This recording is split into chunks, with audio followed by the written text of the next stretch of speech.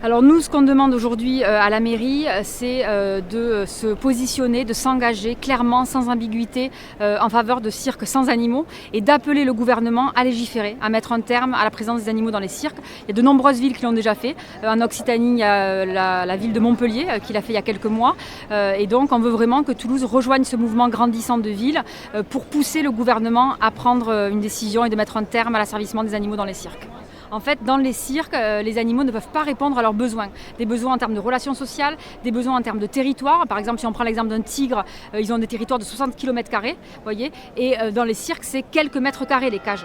Donc on est vraiment très loin de leurs besoins.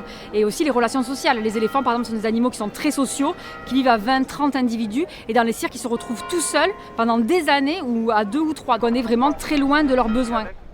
La prise de conscience alliée au sein du gouvernement, je ne vais pas en attester étant député de la majorité, mais de mettre en place un calendrier. Voilà. Est-ce que c'est 5 ans, 10 ans, 15 ans, 3 ans? Voilà, donc c'est tout ça à voir parce qu'il y a aussi des questions économiques. Les cirques emploient des collaborateurs. Ces gens-là ne peuvent pas se retrouver au chômage du jour au lendemain. Donc il faut petit à petit faire un effet de sifflet.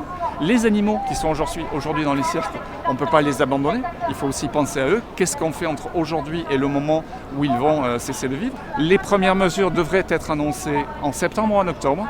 Il y a eu un changement de ministre, donc peut-être que ça sera décalé de quelques semaines. En tout cas, vous pouvez compter sur moi pour continuer à interpeller le gouvernement et savoir ce qui va se passer.